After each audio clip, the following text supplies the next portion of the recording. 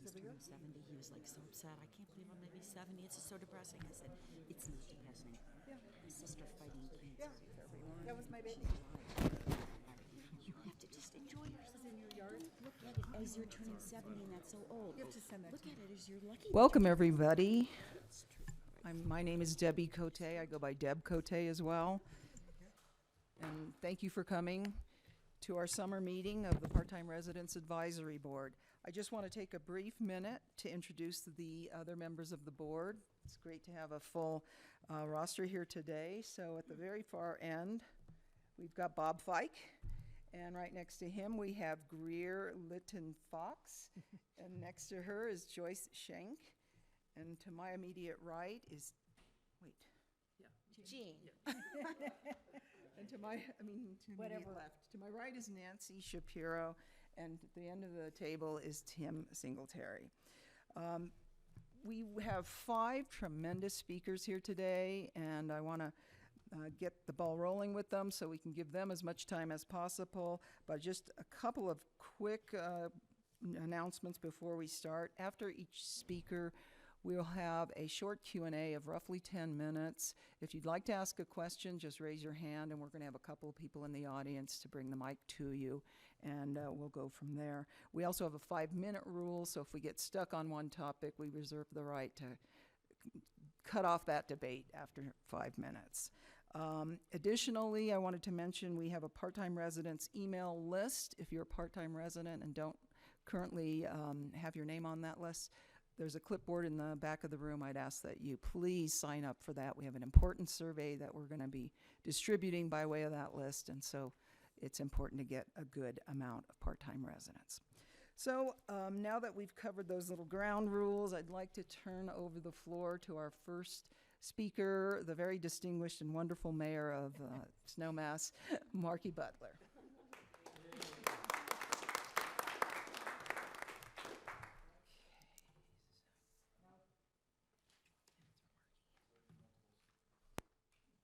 I'll go over here. I can't stand to have my back to the audience, so. I'm gonna go over here and. I bet that one's working. Is this one live? This is also short woman too. Good afternoon. I'm so glad that all of you are here. And are we on Granicus as well, which I think we are? So hello to all of those who are watching. Well, it's kind of busy around here. Have you noticed? Yeah. Oh, yeah. This town council, which is a wonderful group of local people who work very hard to move this town forward, have had a tremendous year and the last few years. We've all been working together. It's a great town council. We agree to disagree, but at the end of the day, we all trust and really respect one another. There are a few key things I'd like to talk about that I want your involvement in as well. It's been a very, very busy summer. There's more coming, and I will not steal Rose's thunder. No, she does a great job. A lot of good events coming. There's one item that is not on here, and that is the Snowmass Village Rodeo. I work it as a volunteer and do enjoy doing that. Please come. It's a great event as well as all Thursday night concerts, the balloon fiesta, the wine festival, all of that's coming. And those really, really do signify the statement of Snowmass, of how special this little corner of the world is. Last weekend was one of my fun events, the Scottish Festival. And if you were here, I hope you got out and maybe you participated in some of the games. It was a lot of fun. And Rose will give you some updates of where we're tracking with tourism and spend and all of that. I don't want to steal that thunder. We're also working very, very hard on a comprehensive plan. And this is really the keystone document. It is the cornerstone of every decision made by your town council. It is the guiding document. So what is very important is what Clint will be providing you with an update of where we are with that comprehensive plan. Another very, very important tool we use in this town is called a community survey. Now I'm going to ask, is it still open? No. Did you get your goal?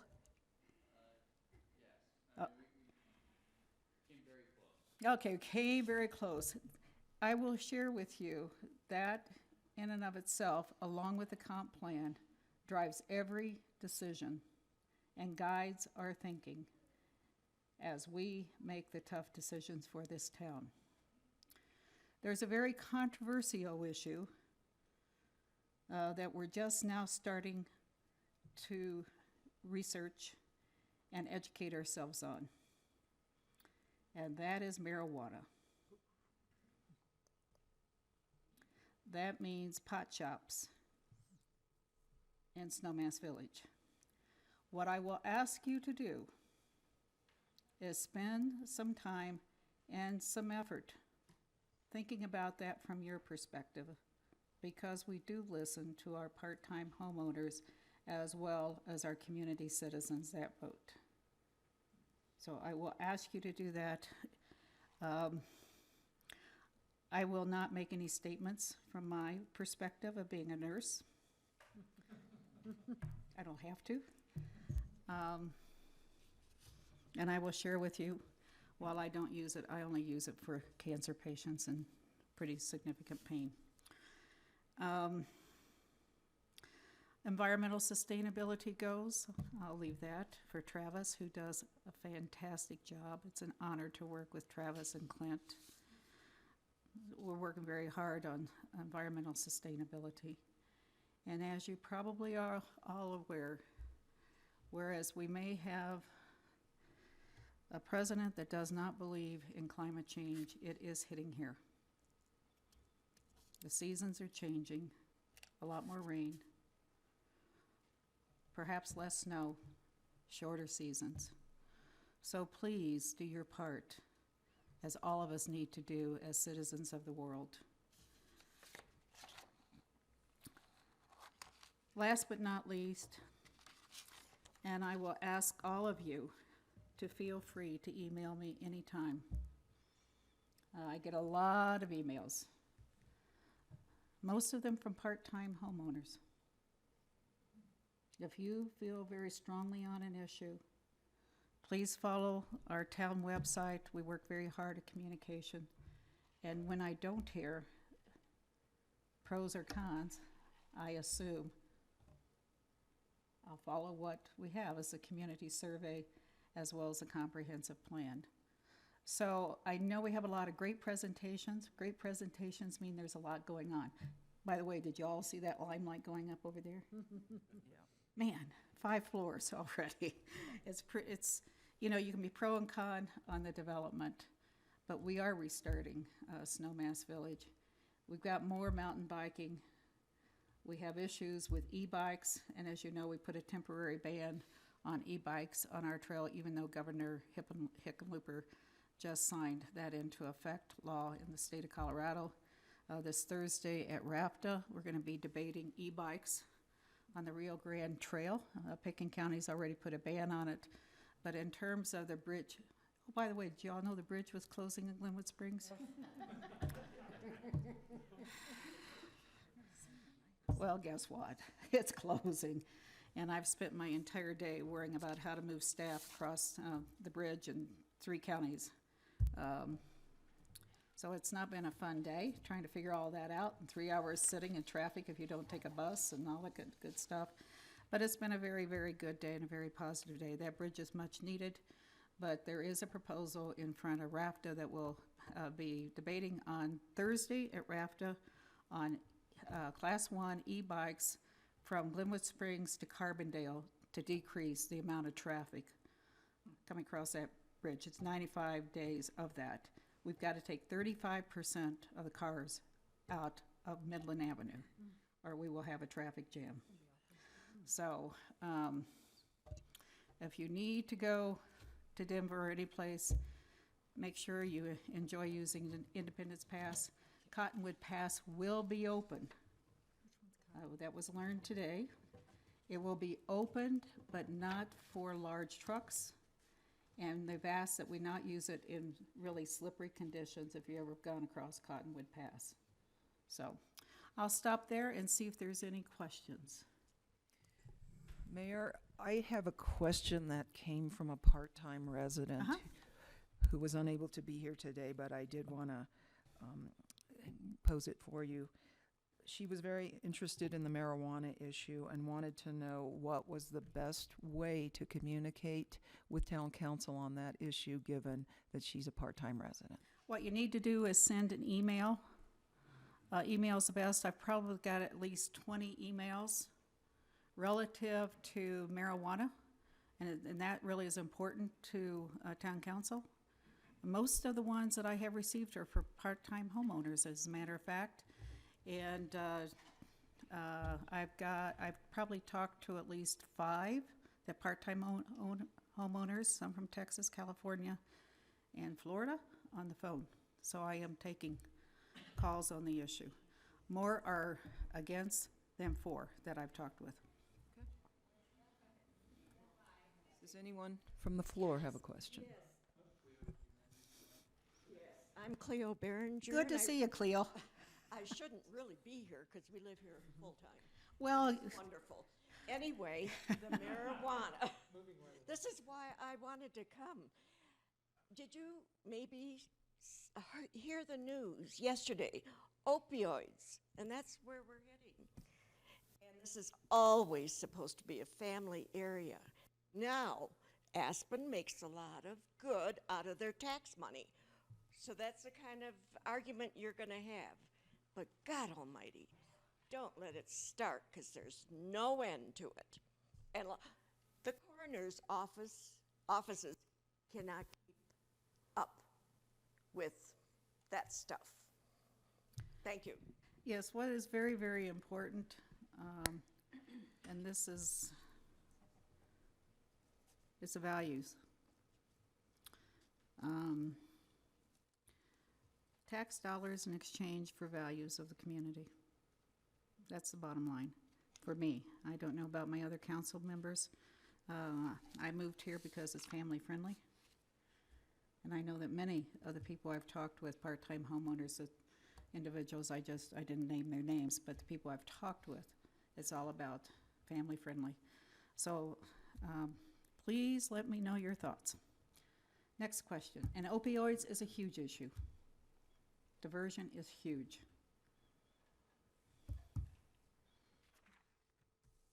Anybody? No? Damn. I have a question. Hey, Nancy, how are you? Good, Marky. Where is Cottonwood Pass? And then I also heard McClurk Pass is maybe a possibility. No, that doesn't help? McClure's not going to help you, honey, because you've Not got... get to Denver? Oh, no, no, no. You can go to Cottonwood, you go down by Catherine's store, Yeah. or up, what is it? Cattle Creek. Cattle Creek. And it's a dirt road. Oh, It is partly paved in Eagle County and paved coming out of Garfield, but there is a whole stretch of dirt road. And the Cottonwood Pass itself is very, very narrow. It's almost one lane coming down or going up. oh my God. And you can slip because there's That's no an option? guardrails. That is an option. Great. That's my back ways to Costco. I do have a question for you, Marky. Yeah. People have asked me a lot about this. I don't know that there's much update, but could you speak to the status of the mall sale, or what's going on with the mall at this point in time? The mall sale.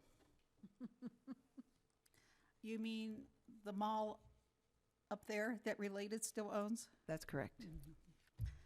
Let me tell you, my understanding is with the mall, there have been several developers very interested in the mall and have put in bids for that piece of property.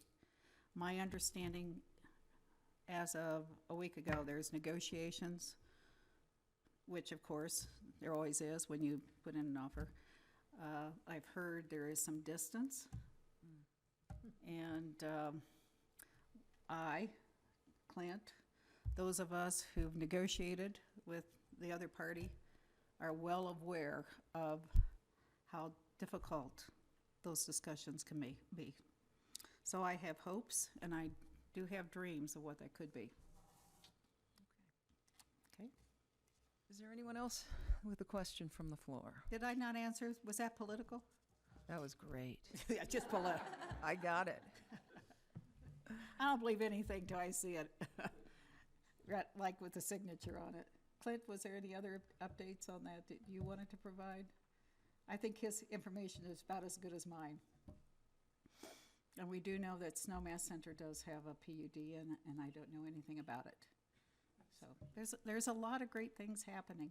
And I know later you're going to hear from East West and Ski Co. And it was good. It's been good. It's been good. Good relationships, and I think they're doing a much better job with our homeowners. No? Yes. Yes.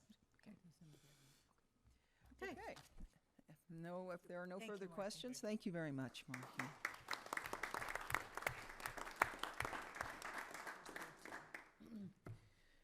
Next on our list of speakers is the town manager, Clint Kenny, and he will talk a little bit about the comprehensive plan update, and if he has time, a little bit about the fire station progress, if you have any information about that. I can hit all that stuff. Sticking me between Markey and Rose is, I'm like the worst speaker between those two, so it's like anyhow. Not the rose between two thorns, the thorn between two roses. I've not been speaking well all day. Here we go. Anyhow, so my name's Clint Kinney. I'm the town manager. Just one follow-up point to what the mayor was making with marijuana. The goal that the council has set, we've had a moratorium in place for marijuana shops in the village since marijuana became legal in the state. And the goal, when the council started this discussion or this investigation again a couple months back, was to make sure that the moratorium, to aim to make sure a permanent decision could be made by November of 18. And so what we're in the process now is of education, feedback from the community, and all that kind of thing. So Marky's point of getting feedback, we've gotten a whole lot of emails. That's a great way we can spread that amongst all council members. And the whole idea is to get the facts on the law, on all sorts of issues, and then public opinion, of course, with the idea being that if we say no, that the council could ban it with either a vote just by the council, or they could actually put it to vote of the people and have the people outlaw it that way.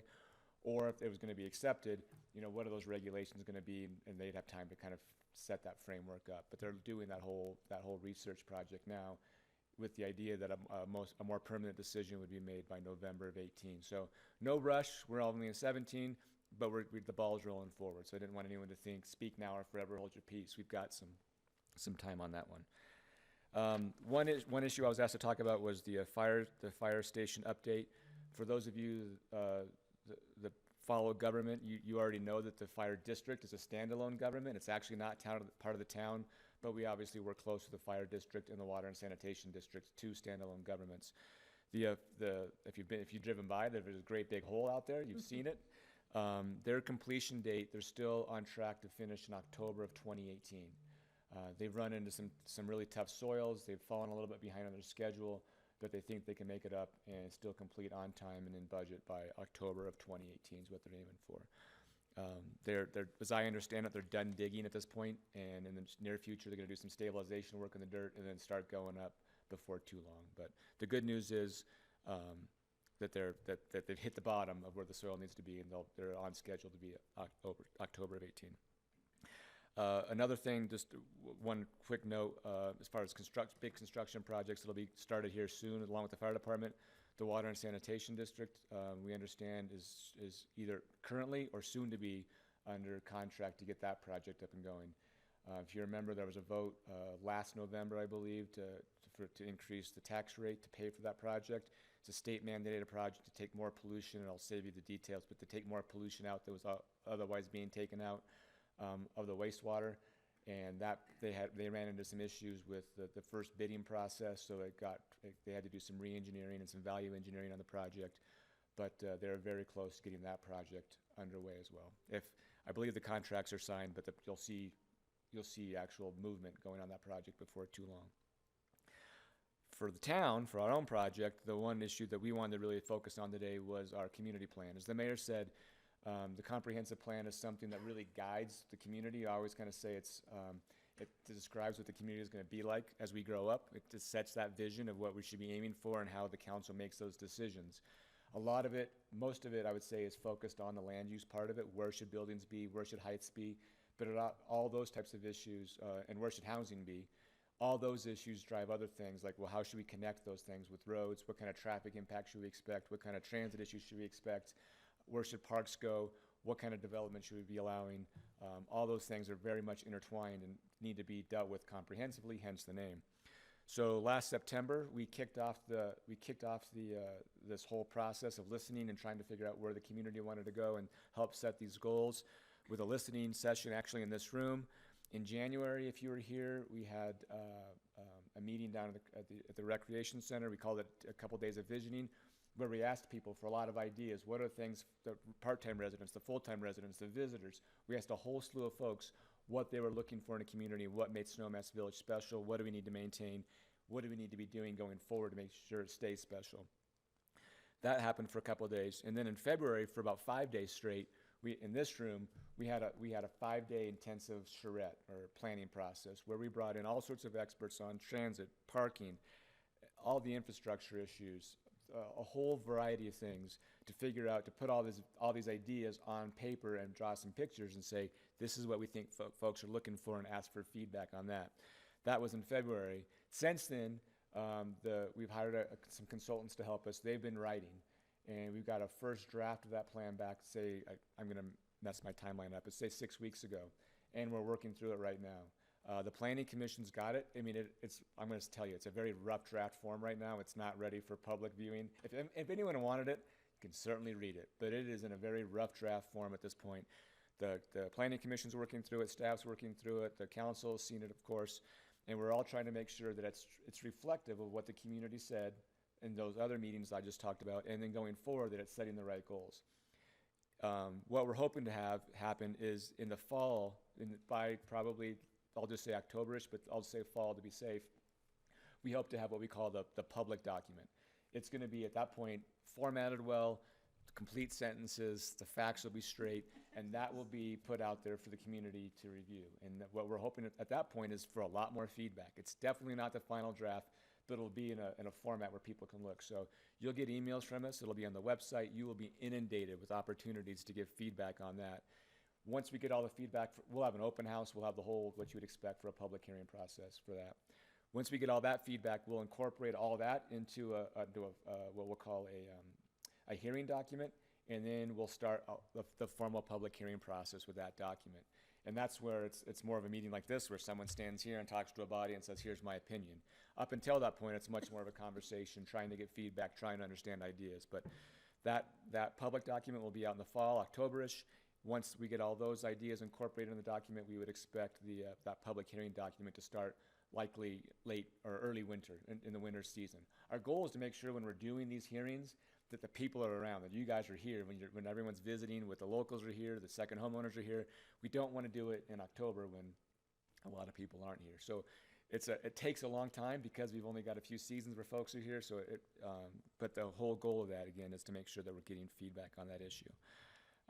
So stay tuned. On that note, on the back corner here, there's a bunch of business cards that have a website on it. The website is plansnowmass.com. We're still trying to take input that way. You can get a lot of the details. You can get all the documents that we're reviewing, old plans, more data than you probably ever want to know about, but a lot of that stuff is available through that. And then if you ever get stuck or you want something specific, obviously feel free to give me a phone call, or Travis or Marky. Any of us can obviously help you through that process as well. I'm trying to think if there's anything else I was supposed to touch on, Deb. I don't have anything else in mind. If that was it, I will cede the floor and answer any questions that might be out there. Okay, we have a question from the floor. Actually, and just one more thing. Marky touched on e-bikes just for 1 second. I don't know if that was the question, but if you read in the paper last week, we did put a moratorium on e-bikes on town trails. We did not take a position on e-bikes. Right now, a lot of our trails, most of our trails, I would say, are on easements, and most of those easements say non-motorized use. And so, since we didn't have a whole analysis done, we wanted to make sure that we're protecting the easements and respecting the underlying property owners. So our first step was to say, even though state law would otherwise allow it, we needed to say, we're not going to allow it. We've committed to doing an analysis to figure out where the easements would allow it, where they should go, those types of things. But at this point, our position has been, we want to protect the easements today, and we hope to get a lot more information coming out soon. My name's John Pearson. We're Horse Ranch, excuse me, Horse Ranch residents. I have a question about a flyer that some of us got about a week ago about an expansion of employee housing behind the rodeo grounds. I can't speak for everybody, but I think all of us are very much in favor of employee housing and expanding it. But we have some concern, and I think we'd like to know where to voice those concerns, and we'd also sort of like to know what the progress of the project is. Okay. So just for those of you that might not have got that flyer, know exactly what we're talking about. Right now, the council has set a goal to strategically, purposely using the word strategically, increase the amount of employee housing we have in the community. One of our earliest opportunities is to do that at the rodeo subdivision right behind the recreation center. The town owns a lot of land, and the Horse Ranch HOA owns some land there also. And so all we've done at this point is done a very preliminary sketch of how many units we think we could fit there to start this discussion and start informing people of the idea that's out there. I believe it's 22 units is what we've got sketched out at this point. At least 4 of those units are not on town property right now. The other units are. So there's a lot of work to go with this still. But where we are is we're in the process of hiring an architect to help us with more specific design issues. Last week we held we put that picture that was in the newspaper out. We had a community meeting with immediate neighbors in Rodeo and Crossing, and Horse Ranch I think was invited, just to get initial feedback on the concept. And I would say the majority of it was pretty positive. There was certainly some concerns. We listened to those, and at this point we're trying to take all that feedback we got and develop a more thorough proposal.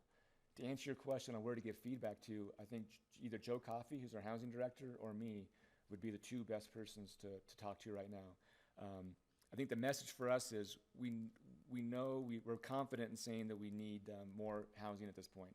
We think this is a good solution for it, but we're really looking for feedback because we're just starting, and we want to make sure that it works, because we want to make sure there's a lot of neighborhoods that would be impacted, and we want to make sure it works for everybody as best as possible.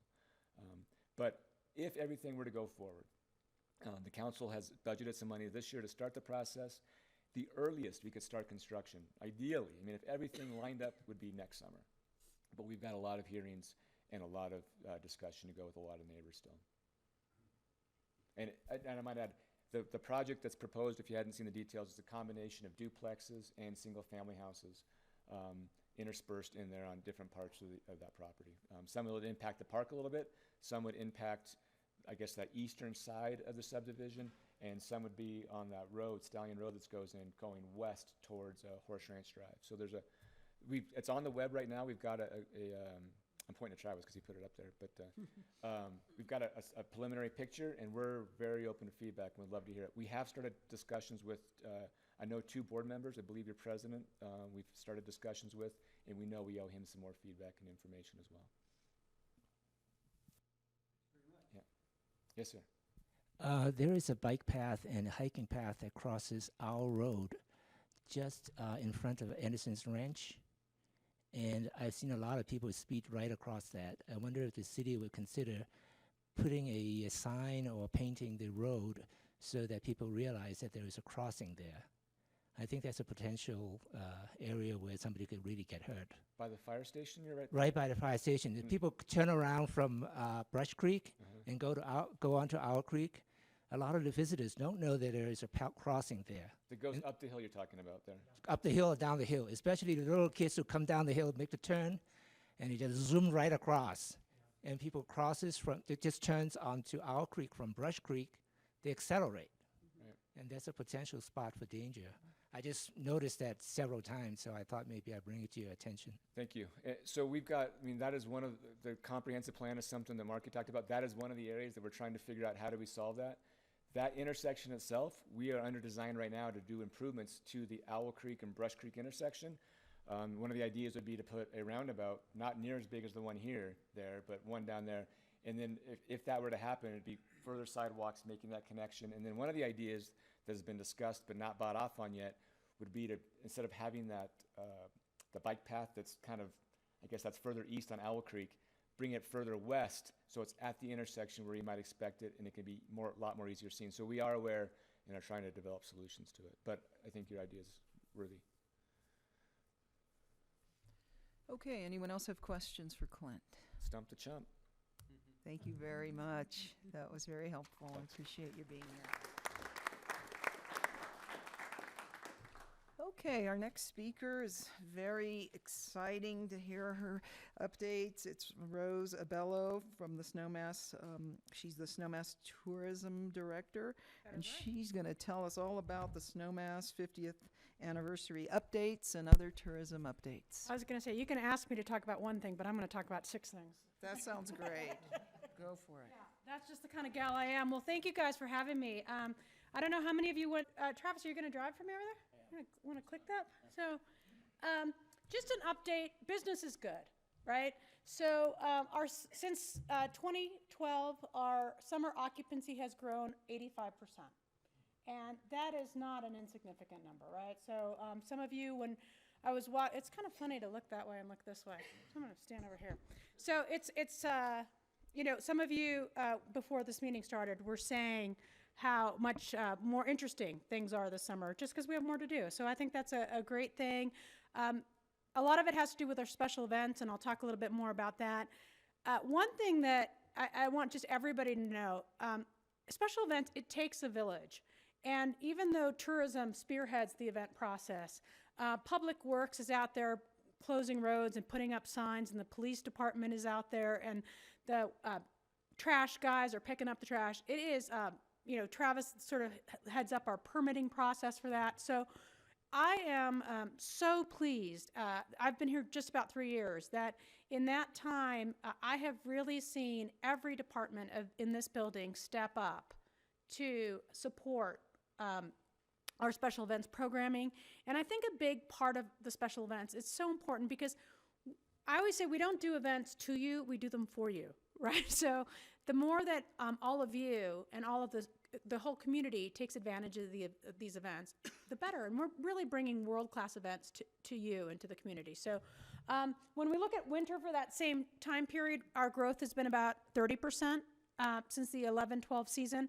Again, higher to grow those big numbers when we're already doing very well in the winter in general. So, but both cases, very, very strong growth overall. You know, our June tax receipts just came in this week, and we measure that closely. We also look at occupancy closely, and occupancy for June was relatively flat. But the lodging tax was up about 20%, which means basically that they're charging more for each room.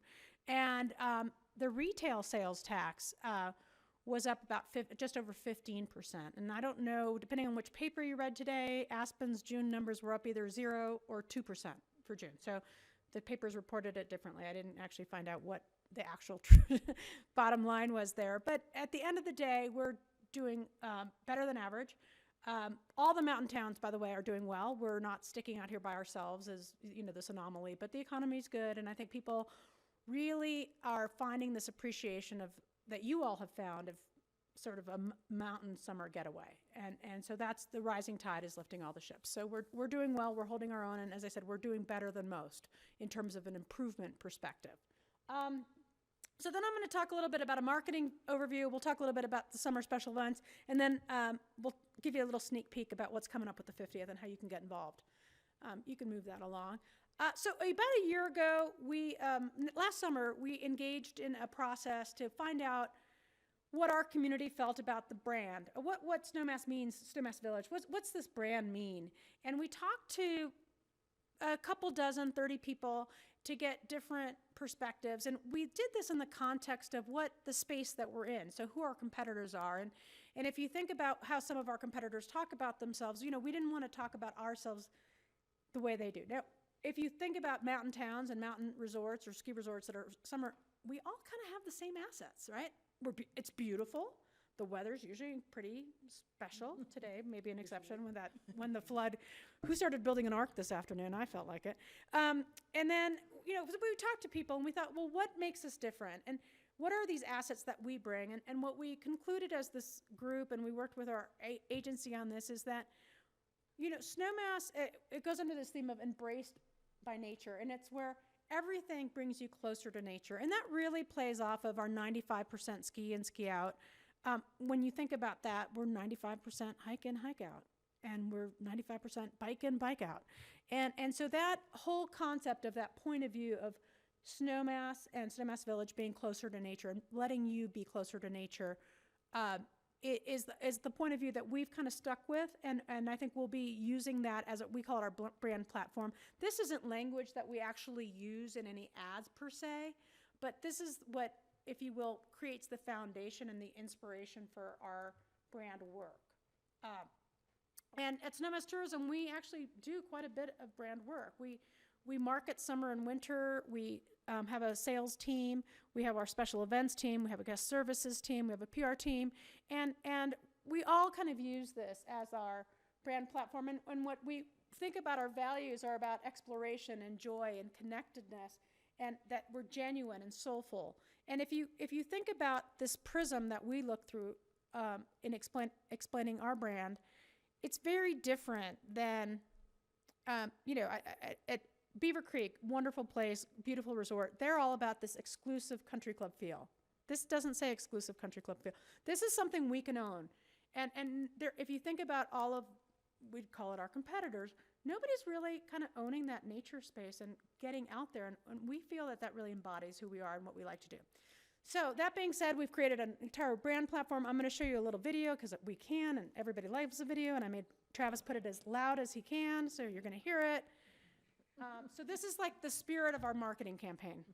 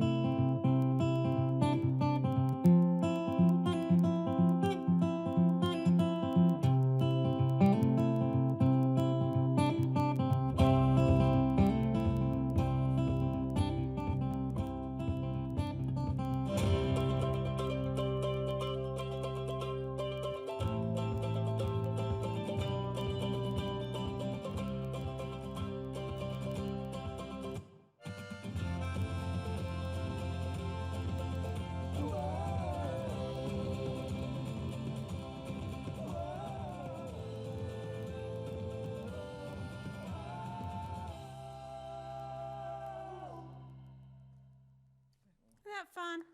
All right. So one thing you'll notice in that, it's summer and winter, right? So what we thought we would do is really, our summer messaging is our summer messaging, and our winter messaging is our winter messaging. But in that, we're so well known as a ski resort and lesser known as a summer resort destination. And so we thought, let's leverage them against each other. So this is a long bit. I mean, that's a couple minute pieces. We do tons and tons of 15-second things that we put on Facebook and on YouTube and on social media, and we serve up ads. And our marketing strategy is, our targets are slightly different in the summer and the winter. In the summer, we market a lot more towards the drive-to market, and in the winter, we market much more to the fly-from market, so where we have direct flights, with the exception of places like Denver and Salt Lake, where those are just through flights for us. Nobody really originates there. And so we have a big rifle approach to that, and a lot of it's digital. We have billboards, we have other things, but I just wanted to take a moment just to show you this that really embodies the spirit in which we talk about our brand. So looking at special events, we'll look at this summer. Marky mentioned the rodeo every week. You can go to the next slide. We've had an incredible lineup of events. We opened the season this year with the Craft Beer Rendezvous and the Ragnar Trail, the Ragnar Relay. And what was really cool about that is that we sold out the first event of the season, which early June here is that, I'm so pleased with that because, typically, that's a tough weekend. And when I say we sold out to craft beer. We still had some hotel rooms available, but we had estimated, a certain number of folks for craft beer, and then we couldn't sell any more tickets because they wanted to make sure we had a good experience and we didn't run out of beer, right? So, so next year we're going to bring that back. The Food and Wine Weekend we've been doing. Has anybody here gone to Heritage Fire?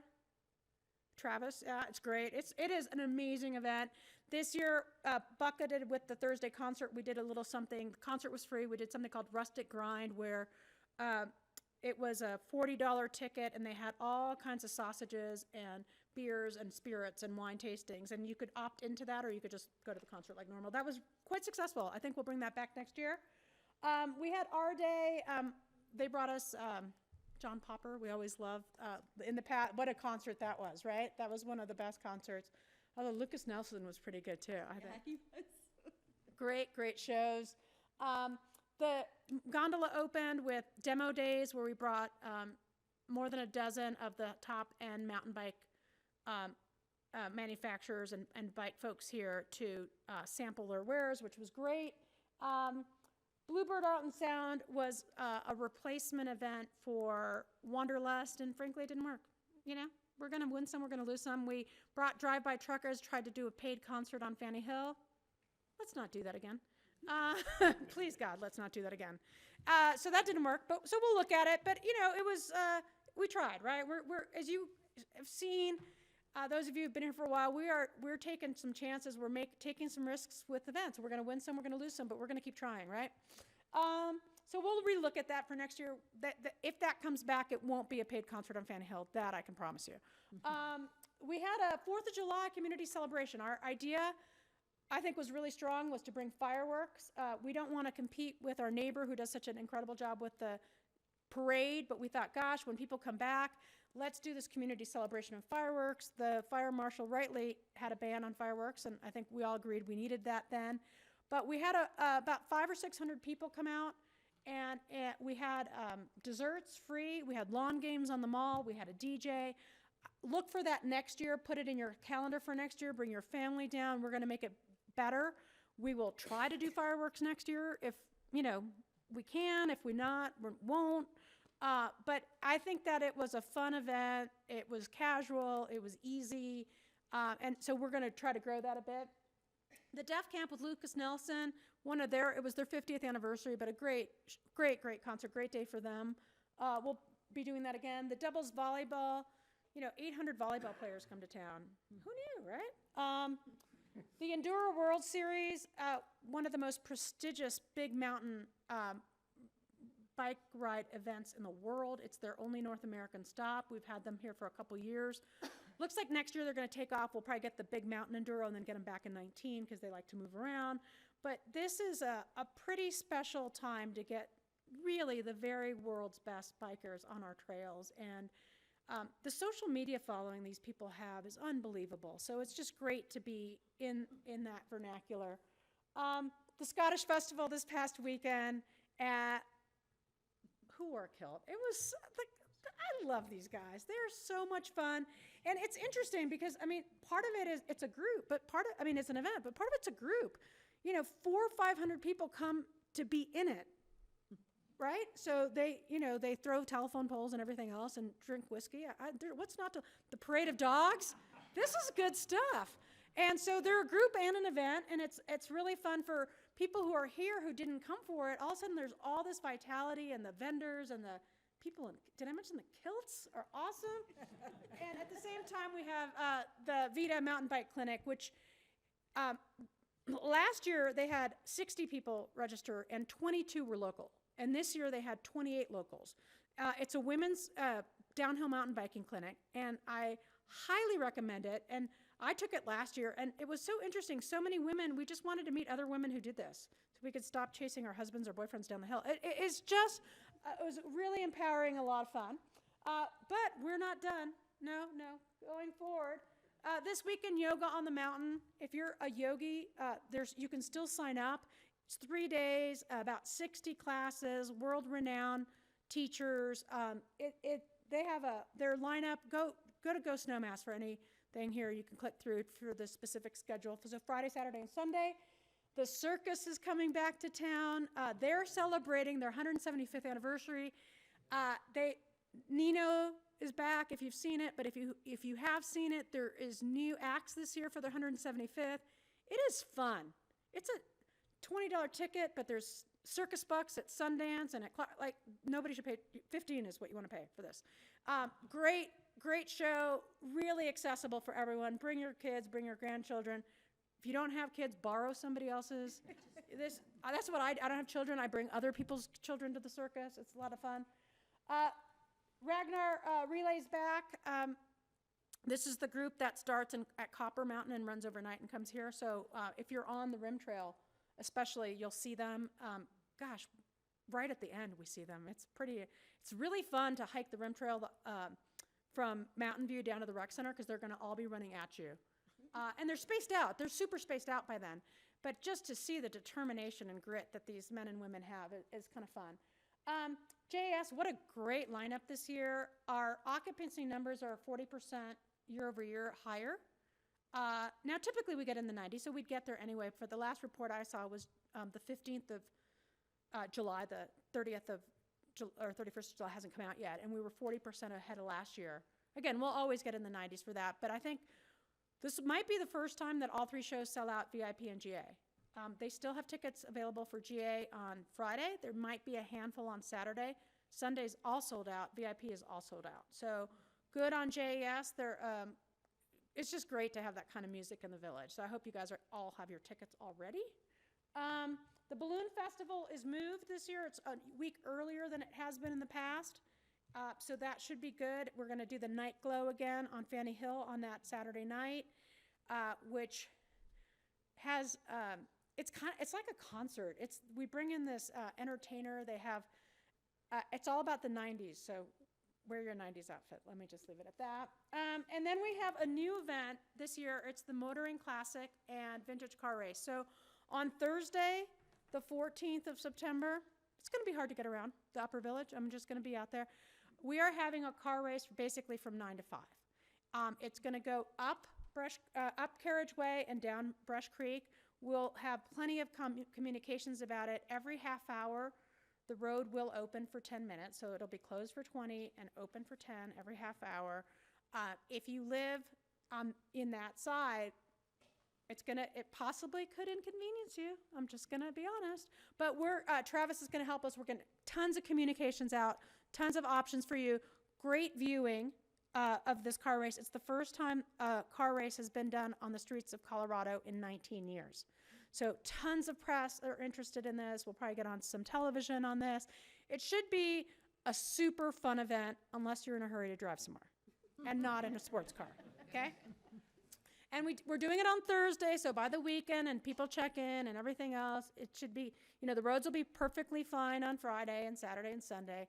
But that will be, for those, if you're in that impacted area, watch this space. We'll get a ton of communications out. And then the Golden Leaf and See You in Snowmass bike ride is at that last weekend of September. From what I've heard from the lodges, we should be full the first couple weekends of October. Already they're selling well beyond last year and rates are up. So, one of the things, I just don't know how many people think about it this way, but for leaf peepers, because of our change of elevation, we have such a long leaf peeping, right? Because you can look up the hill, you could drive up to Ashcroft, you could come, further down the hill, and there's always leaves changing somewhere. So that is a great advantage for our leaf peeping season. So any questions on events before I move on to something else new and exciting, which I don't even know what. 50th, very, not new, but very exciting. So Nancy just brought me, and this is so kind, she's been coming here for 45 years, and she brought me all of this stuff she found at her house, right? It was your dad's, you said. It is unbelievable. And one of the things I'm going to just read to you, because it said that this is the cheapest lift ticket in the Rockies. This is how we advertised back in '78. And we're going to have the cheapest lift ticket in the Rockies again this year. On December 15th, Aspen Skiing Company has agreed to a $6.50 lift ticket, which is the price we opened at in 1967. And that is a huge, huge marketing and public relations opportunity for us to talk about it. So on that Friday, we want everybody in the world. So normally, this is my goal, is I'd like to get to about an 80% occupancy that weekend. We're typically around 50%. And so, whether it's somebody, and frankly, that time of year, hotel prices, lodging prices are relatively affordable. It is as low as they get in the winter season. So between that and coming up for a $6.50 lift ticket. On that Friday night, so that's going to kick off a season-long celebration. So on that Friday night, we are going to have a retro party up at Elk Camp. It's going to function much like a Euler night in that you pay your gondola ticket to go up $9, and then you buy what you consume. So if you want a cup of coffee and a beer, that's fine. If you want to go, full and have a big meal, you can do that. Don't think of it as Euler nights because the outdoor stuff, may not be ready. The tubing, it's early season. But the Alpine slide might be open, the Alpine coaster. Anyway, we'll see about that. When that finishes, comes down fireworks over Fanny Hill. So really nice Friday day, and evening. On Saturday, who remembers Banana Days? Anyone? Banana Days are going to be back. So Banana Days, I wasn't here for Banana Days ever. They predate me. Banana Days were when they hid plastic bananas on the mountain, and inside each banana there was a prize, and you had to go somewhere to get your prize. So we're going to bring back Banana Days. That evening, there is going to be a 50th anniversary Golden Gala. Randy Woods, one of our community members, I don't know how many of you know Randy, is spearheading this. God bless him. He's a saint for doing it. Travis just is about to send out, will soon send out, an invitation to everyone on email. This event will sell out. It is currently planned to be at the Viceroy, but we want to make sure anybody who wants to go can go. It's a $100 ticket. We may be moving it to the Westin if we have too many people. Go to, I think I have a little sign about it, so where you can go to RSVP. But I will imagine that by Labor Day, there will not be tickets left. So if you want to go, act now. And I hope you all do come. It's going to be fun. So that'll be on Saturday night. We have commissioned a film, so I think it was for our 40th, there was a film done by Greg Poshman. And we commissioned Greg Poshman to do a film, and we're going to premiere it at this event. The film will be available on our website and to the lodges that they can pay in room and everything else. But, we're going to try to premiere it. So if any of you don't make it and you'd like the film, you can go see it on our website as soon as we put it up. I think it's great. It stars Marky Butler. How can it not be great?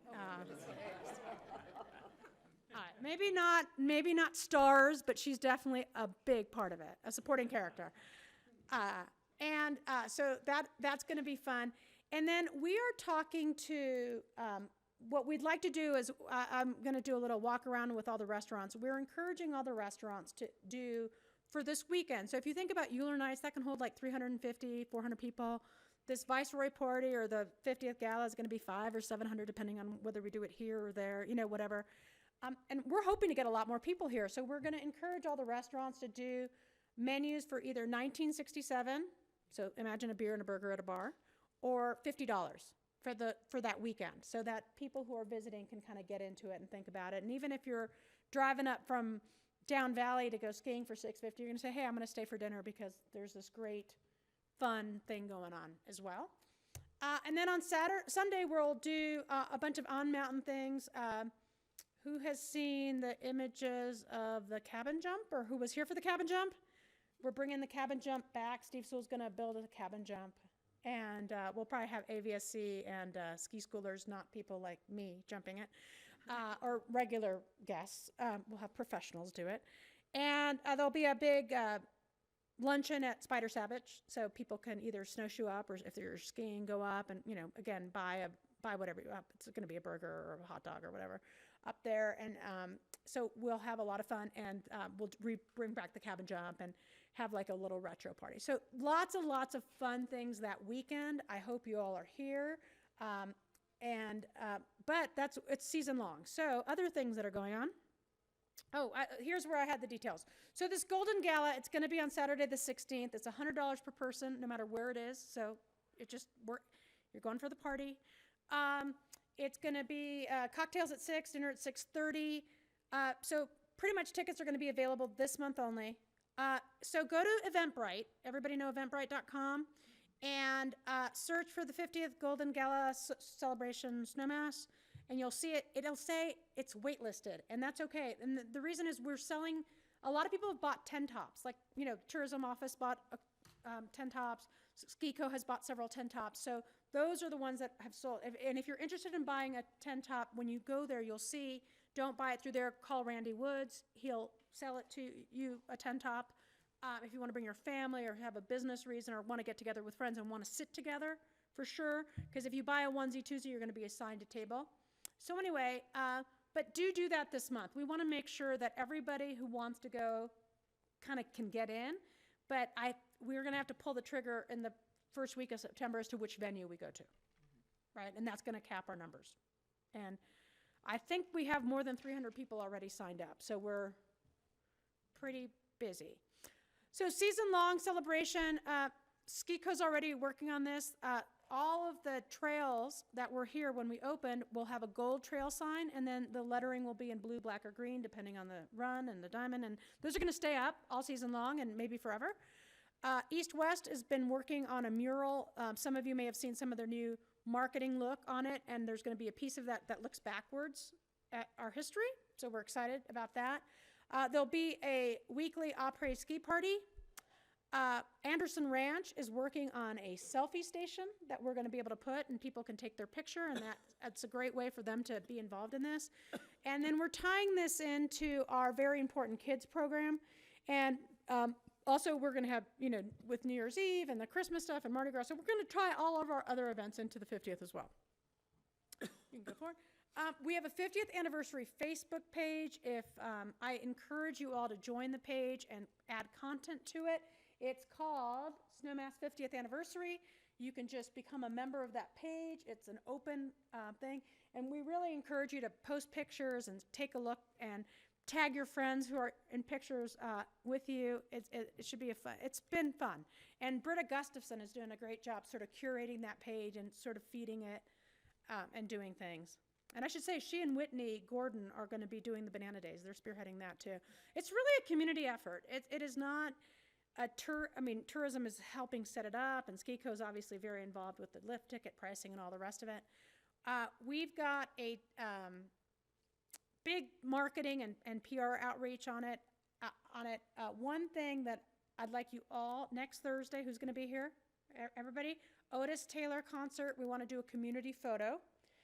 At the concert, you'll see an ad for it in the newspaper. I'll get Travis to send out another email. He likes to do them once a month. I've asked him to do them like once a week. So what we're thinking of doing is asking people to wear like a shirt depending on the color by decade. So if you got here in the 60s, wear a white shirt, and if you got here in the 70s, wear a blue shirt, and if you got here in the 80s, wear a red shirt. Clint wants a striped shirt for if you got here in the teens, he asked for. But so he did. I can't make this stuff up. So there'll be an ad in the paper. Travis will send out an email, but come and we'll get balloons with the years on them so that people can stand. And we'll take that at the halftime at the concert next week at the Otis Taylor concert. We're trying to figure out if we have to get the fire department to bring the ladder so that we can take a better picture. But anyway, stay tuned for news on that. And the details about what color shirt you should wear, that might be more complicated than we need. But anyway, we'll see. We're going to finalize that tomorrow. So I mentioned we're really strategic in how we advertise. And typically for the winter season, we advertise in our direct fly markets more than in their drive-to. But for the 50th, we feel Denver and the drive-to markets is really a good thing. So we're working with 5280 magazine, and we're going to do, I just think this is such a fun idea. We're going to do something that's called a tip-in. So we're going into their restaurant issue, which is their October issue, which people tend to lie around. And there's going to be like, what's the a technical term for it is snot glue, that stuff that they put on a magazine. Like when you get a credit card, it's called snot glue. Yeah, that's a technical term. But it's going to talk about the 650 lift ticket, and some of them are going to work. They're going to be lift tickets. So it's going to be like getting a golden ticket. We think there's going to be a lot of PR opportunity around that fun thing we're doing with 5280. And, from a public relations perspective, this is a home run. So we already have a commitment from American Way is going to do a feature on our 50th, and same with Hemispheres. And those were some of my two big targets because I feel like those are exactly the right audience for who we want to know about it. But the New York Times is interested in it. We'll get a ton of press around our 50th and all the celebrations. So that should be fun. This is the ad you will, anybody going to the JAS, this is the ad that's going to be in the JAS. I just saw this, I will say I approved it today because I just saw it today. But it's in the JAS, it's half a century, all the fun, and has some old pictures on it, and it really talks, and this is really it's in the JAS program, so that's a local ad, really. So I thought I'd share that with you. You're the first people ever to see it. This is what the 50th logo is going to look like. So this is, the flower or the dog, if you turn it upside down, is the original. So there'll be a bunch of merchandise available with the 50th. Have you guys not turned it around? Oh, Travis, can you turn that side? It's a dog. It's a dog if you turn it around. Anyway, so you'll see lots of, let's see if he can figure out how to do that. It is a dog. In the meantime, Rose, just so that we Am I can... over time? You're good. Okay. If you could wrap it up in about 1 or 2 minutes, and then we'll have a little bit of question time. Oh, okay. And that'd be all right. That might be my last slide. I'm not sure. Thank you. Yes, it is. How's that for Impeccable timing? timing. Yeah. Yeah, Travis. Yeah. Yeah. All right. Does Anybody have any questions or Any thoughts? And something I wanted to mention, and I mentioned this at the upload for the download. So, we love getting input and feedback. Love it. Actually, Bob was last year after this meeting. He said, "Why don't our trail signs? Why don't we have trail signs for the summer where the big ski map is?" And guess what? We have trail signs for the summer. There's the dog. Somebody's dog. We have trails. We have trail signs for the summer up now, right? So, and we didn't do them. Skiko did it. So, whatever thoughts and ideas you have, please share them. But last year at the upload for the download a year ago, somebody said afterwards, "Hey, you guys just launched this bike snowmass website. It's really cool. What about hikers?" And so we just launched hikesnowmass.com. Just launched. Go check it out. It's brand new. Give us your feedback. It's a lot of information, so there might be something wrong on it. So if you find something wrong, don't just tell your friends, tell us, and we'll fix it. So please go look at it, right? Heroic effort by our online team to get that up and running and all the details. We wanted to not just put it out there, but actually make it as a service piece. So there's best dogs to take your, best hike to take your dog on, or, we've talked about, and you guys, I don't have to tell you about like hiker-biker interface and how that goes. And so we have a thing about, best hike where you're not going to see any bikers. So it doesn't talk about it in the negative, but it talks about it in the positive of like, where should you go to, or expect you're going to, just a fair warning, you're going to see a lot of bikers on this trail. So as an educational, so that took a lot of work to get all that information. I'm sure there's a lot more information we can put on. So you guys are all, not all, but I'm sure lots of you are avid hikers. So if you have an idea, please share it. We will take your idea and use it, because we don't have the market on ideas. We take them from anywhere we can get them. So thank you for that feedback and ideas. We're always welcoming. So anyway, questions. Any questions? That's where we're going. Yeah, great. Any questions from the audience? We love your enthusiasm. Absolutely. Thank you. Yes. It's a team. It's a village. It's not even me. Love it. It's not even just the tourism team, who, by the way, does a fabulous job. But it's the entire town that really embraces what we do. So couldn't do it without it. Well, thank you very much, Rose. Wonderful presentation. I really you. appreciate that. And thank you, Travis.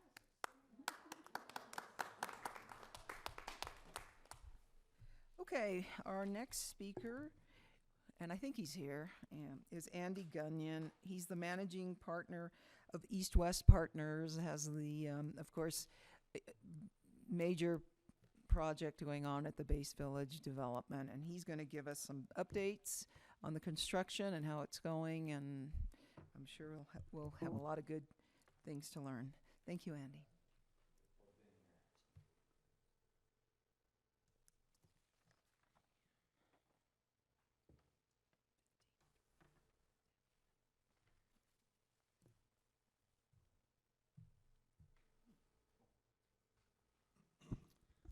Thank you guys for having us. I think we were here last in the winter, right? And so we've made some good progress since then. How many of you guys have seen this presentation before? I know the Kiefers have a number of times. So I can skip through as much as we want to, but I do have some background about East West, but I guess I'll try and be brief with it. Here with John Calhoun, who's our Vice President of Sales and Marketing for the project. I'm here to keep them brief. Meal pays. As the board mentioned, I'm Andy Gunyon with East West. I've been with the company since 2004 and was in the Vail Valley for a long time, headed up the Weston project there, was CFO for the company for a while, and then when this project was moving forward, it seemed like a terrific opportunity. So happy to be here, and we've enjoyed our time brief time in the community so far, but it's been great. So just a little bit of background on East West. Keep going, Travis. Maybe, I guess I need a mic. Can I just stand by the computer? I'll just advance it. Not sure. Does that work? Or I can stand with that one if that works. That works. Cool. So East West Partners is a resort and urban development company that's based in the Vail Valley. We've been around for about 30 years. It was founded by Harry Frampton. And we kind of focus on high-end placemaking developments, so projects where we can have a significant impact as opposed to just one-off buildings here and there. The places we have operated or do operate today, Lake Tahoe, we had extensive developments there. We're now we have a property management company there. We no longer develop, but obviously the Colorado Mountains, Park City, Deer Valley, which is where John came from, and then Hawaii as well are our resort locations. We've also expanded into urban areas, so we have extensive projects in Denver. If you've been to Union Station lately, the whole neighborhood around there is one of our communities that's thriving. And Charleston, South Carolina is a great example of what we call an urban resort, so it has urban characteristics and resort, and we've got a number of projects going there as well. Excuse me. Yeah. Could you sit? Oh, sorry, yeah. I should have brought a clicker. Thank you. So the property types we develop are hospitality, residential, office. We got into office recently, and then mixed-use retail as well. A lot of our projects have spas and clubs associated with them, as well as public amenities, so everything from the Villar Center for the Performing Arts in Beaver Creek to Millennium Bridge in Denver. For this project here, we've formed a partnership with Aspen Skiing Company and KSL Capital Partners. KSL is a private equity firm out of Denver. They have multiple billions under management, and they focus on ski resort hospitality, leisure type investments. And you've probably heard a lot about them just in the press because they are working with Skico on the Intrawest acquisition that they recently closed on. So we think it's a great team to get this project done. It's a Colorado-based team that all the partners understand the ski business and development in the ski areas. All of our projects, we have a local team, so we've got a great local team built here. I don't know why these pictures come up with sparkles in our hairs, but I promise we don't actually put sparkles in our hair. But most of these people are based here in Snowmass, some back in Avon, some of the accounting support staff. But again, we like to have a strong local team on the ground here. Right now, our offices are in Snowmass Center, but we're actually building out a new office in Base Village that should be open at the end of September. So in terms of what we purchased from Related, we only closed on the transaction in late December. We were hoping to close on it earlier, but it took longer than we were hoping for. So what we did buy is all of the undeveloped parcels or partially developed parcels in Base Village. The unsold Viceroy residences, there's still, give or take, 60 unsold units in that building. And then although it's a condo hotel, so all the rooms are sold to individuals, we own all of the common areas, the restaurant, spa, all those areas as well. We also purchased most of the existing Base Village retail. So Ski Company owns their ticket office, and they own 4 Mountain Sports, but pretty much all the other retail space we acquired. And we purchased Snowmass Hospitality, which is a property management company. We've just rebranded that to Snowmass Mountain Lodging. Big picture goals for Base Village, and again, you could create a list of 100 of these, but we tried to distill it down to a few critical ones of what we're trying to accomplish. Obviously, you want a better sense of arrival than what exists today. It's just not a pleasant visual to come up to that half-finished garage that's been masked off. The mountain portal we think is pretty good already, but obviously can be improved and in addition to what's there, but it is a great place, we think, to start and finish your ski day today, and we hope to make that even better. Sense of place. You know, there's certain pockets of Base Village, like Base Camp after ski day, where it really has a strong sense of place and identity, but then, you know, when a huge portion of the project is still this unfinished garage, it's hard to really have enough there. So our next phase will definitely be improving that. Obviously adding vibrancy, not only when there's events that Snowmass Tourism and others do, but also just on a regular basis. We also hope this becomes a community living room. By that we mean a place where locals can gather with guests, with second homeowners, and everyone can mix together. And then we know this is a picture of Aspen. I put it up there just because we do have a lot of leakage, as you've heard the term extensively, from Snowmass to Aspen. And that'll always be a dynamic that we have here, and I think it's part of the experience in Snowmass is going to Aspen. But if we can keep folks in Snowmass maybe a night or two more than they otherwise would be a great outcome. Adding additional lodging to the project. The Viceroy is a great hotel, but we're adding another one with the Limelight. And then obviously the whole project needs to be economically sustainable. So the current phase, what we are working on is in the middle, so I'll just advance to that. And we kind of refer to this roughly as the core or phase 2. But it consists of a Limelight Hotel, which is about a 100-room hotel with 11 condos, the Discovery Center building, and building 4AB, which we've rebranded Lumen. And those are the first components. So I'll just show you some images of that here. This is a bird's eye view as if you were standing kind of on the above building 7, I guess, looking down onto the plaza. This is obviously a summer scene, so we have turf put down on the ice skating rink, which is something we think we'll do in the winter. It'll be an ice skating rink. And you can see the Limelight there in the background, and building 6, which is the Discovery Center there on the left, and building 4, or Lumen, on the right. So the Limelight itself, again, is about 100 hotel rooms, 11 residences, lobby, lounge, bar, mountain club, and pools and fitness. And similar to the Limelight in Aspen, again, this community living room concept, we think this is the main piece of that, and that Aspen Ski Co. has been really successful doing that in Aspen. So when this property is done, Aspen Skiing Company will actually buy the hotel from the partnership and own it outright and operate it. And this is their 3rd Limelight. They have one in Ketchum and obviously one in Aspen.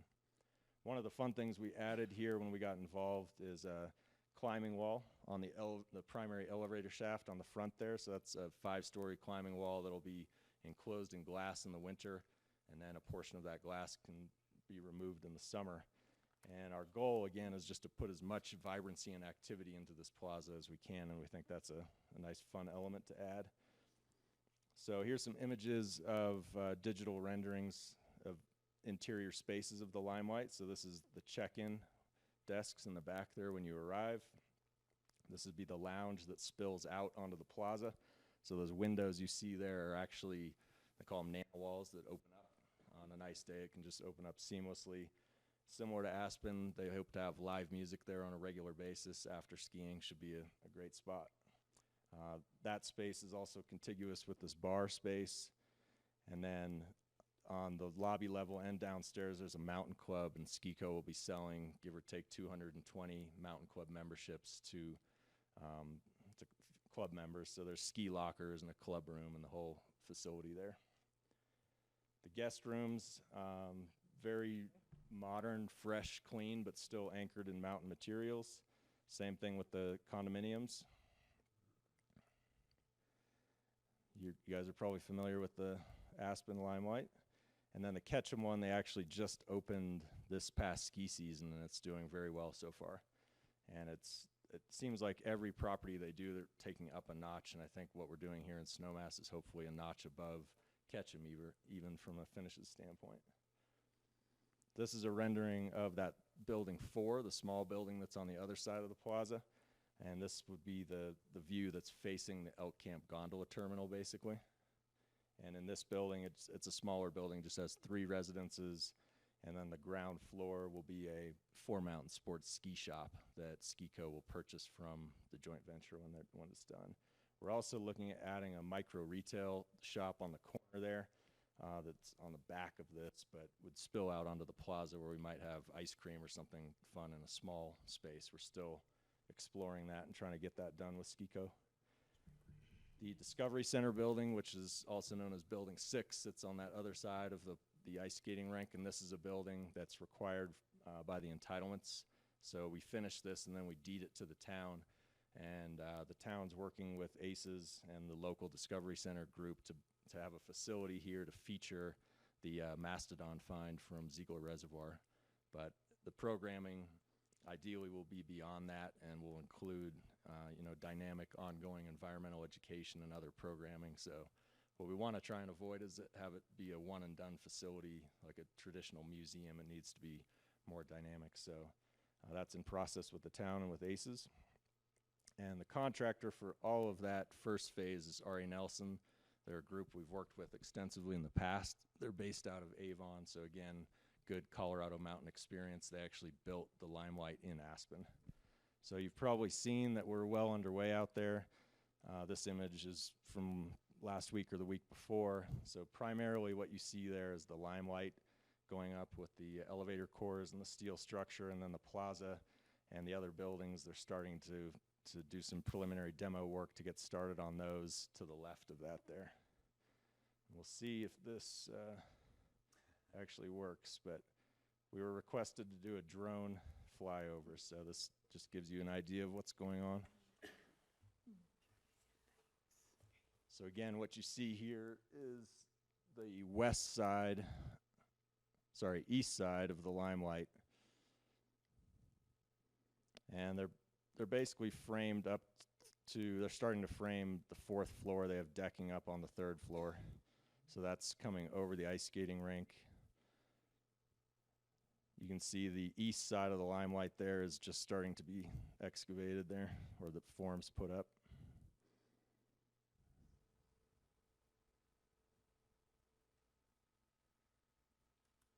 The black area is where Building 6, the Discovery Center, goes, and then the big open concrete area is kind of where the plaza and Building 4 go.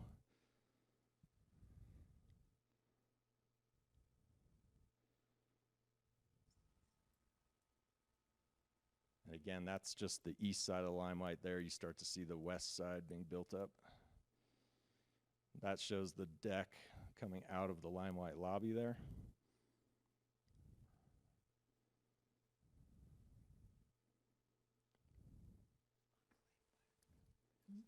So that triangular piece is the après ski deck that you see in the front there. And over to the right is the western portion of the Limelight that they're starting to form the cores on now.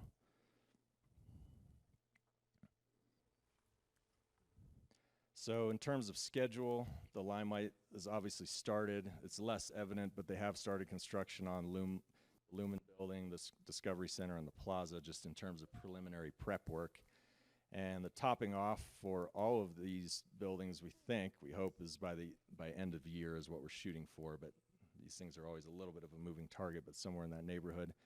And then dry-in of the buildings, which means the exterior materials or not the final materials, but the exterior sheathing is at least put on the buildings and closed by the end of March is what the schedule is showing. And then all of those components are scheduled to be done before November of 2018. After that initial phase that we just reviewed, we're spending a lot of time on this right now, frankly, trying to get 7 and 8 started. So buildings 7 and 8 are the two ones that you see as you pull up the unfinished garage structures. And we basically had to start pretty much from scratch on those, and it usually takes about 12 months to design a building like that. So we did start design on those before we closed on the transaction, but we're only now kind of getting to the finishing point of the design process.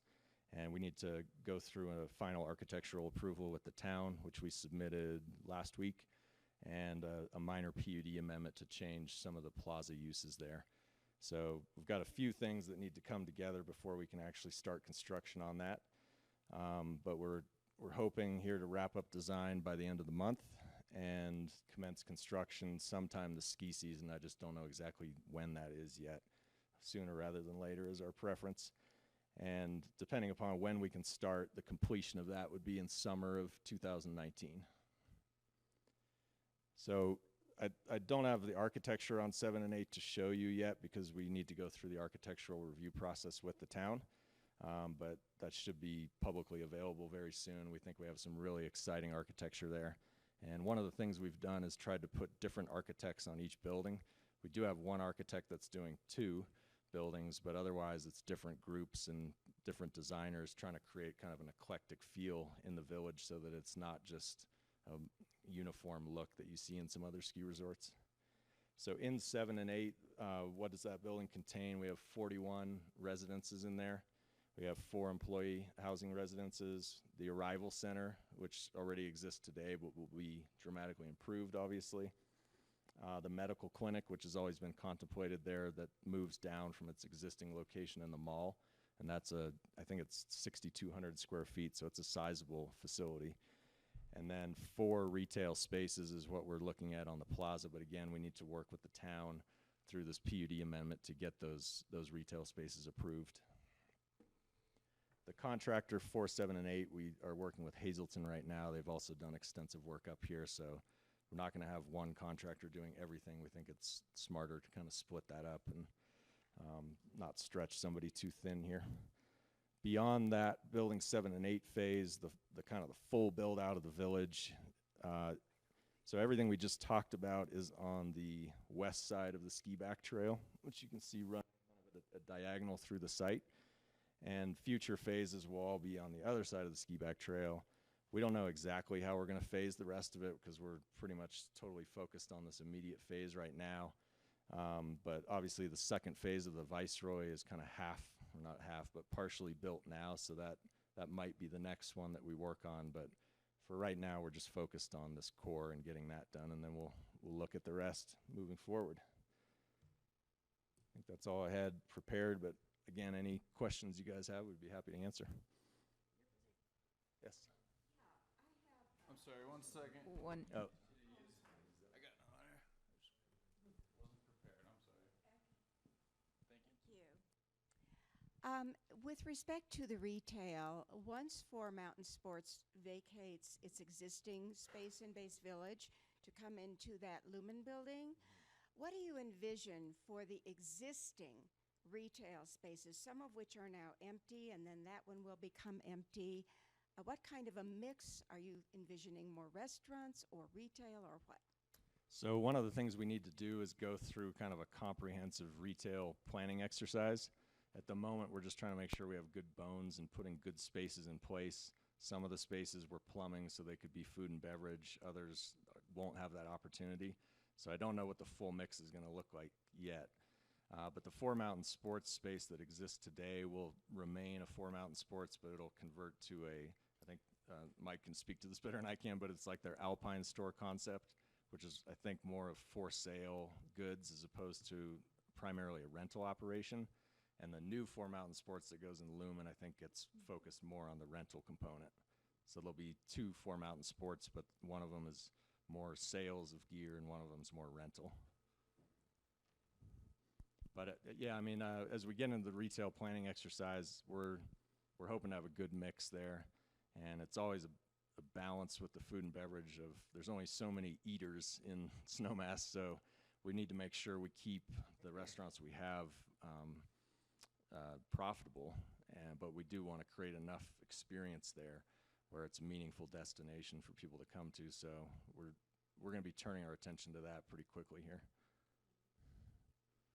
Yes.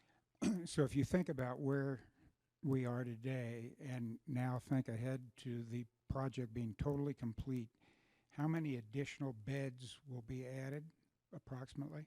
I should know that bed count, but I don't. But it's give or take 250 additional condominium units.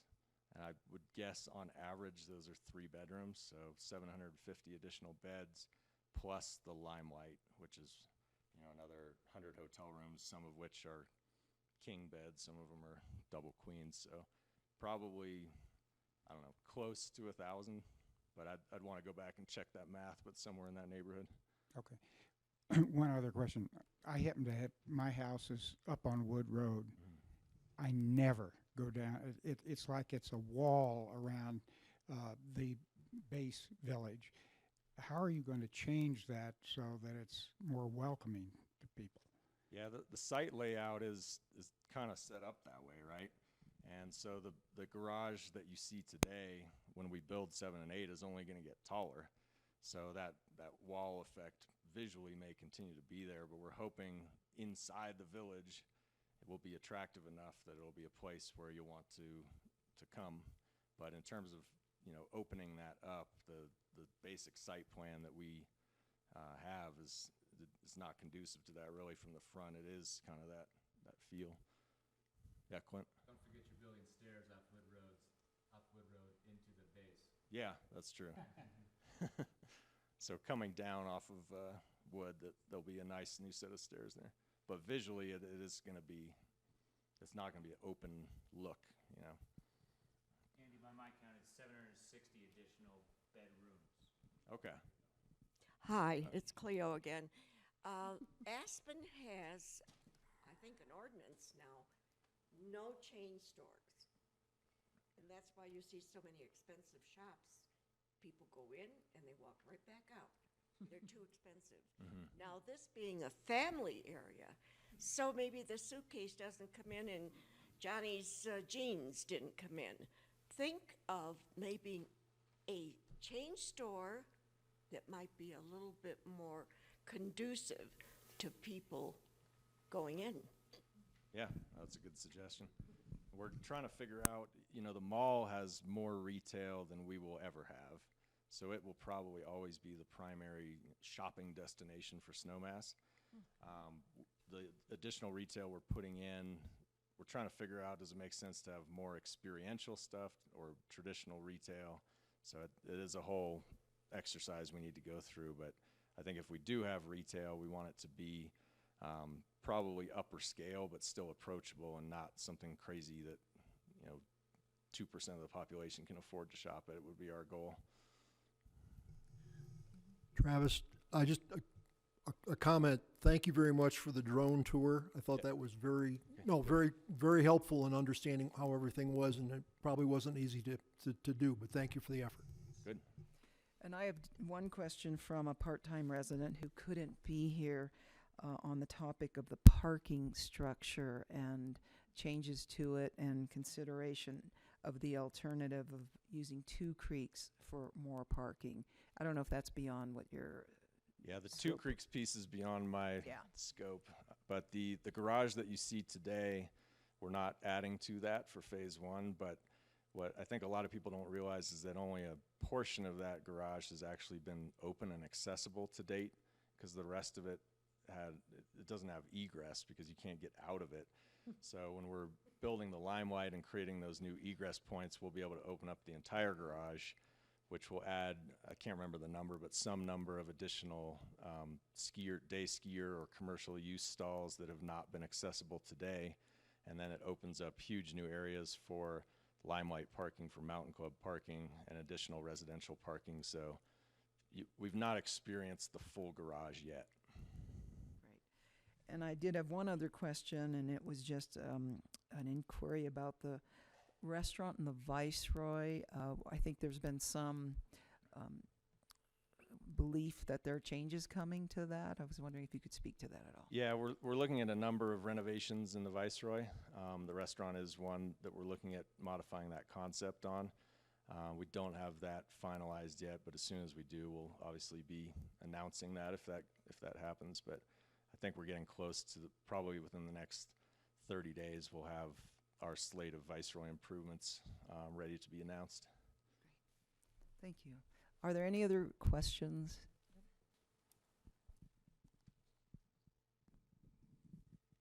Andy, in the transit center where the buses go through and pick people up, even on the brightest of days, it feels like you're standing in the darkest of caves in there.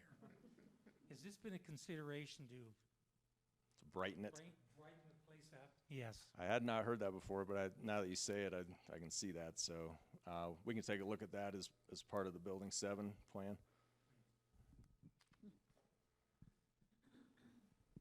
I just wanted to ask about the overall height of the Limelight. Is it in conjunction with what was originally planned in terms of height for that building? Is it the same, or is it higher or lower, or what? It's in conformance with the current PUD that was approved in March or whenever the date was, prior to our acquiring the building or acquiring the property. To be honest with you, I don't know the full history of height modifications that have occurred throughout the history of the projects, but it's in conformance with the current PUD. So the overall height is 5 stories, is that what you're saying? From the plaza level. From the So if you're on the plaza plaza, it's 5. But the whole plaza is it's hard to, we can go back through that image, but the whole plaza gets actually elevated quite a bit from the existing parking deck. The existing parking deck has all these different levels, and we have to build the whole thing up to a flat plane. So from that plane up, it's 5 stories, but like on the ski back trail side, it's another 1 or 2 stories. I need to look at the plan. So it depends upon where you're standing as to how many stories it is. Right, okay, thank you. Any other questions? Okay, thank you very much. Thank you guys for that having us. very informative presentation. Our final speaker today is Mike Kaplan. He's the CEO of Aspen Ski Company, and he's going to talk to us about the elk camp activities and give us some updates on the work being done there. Welcome, Mike.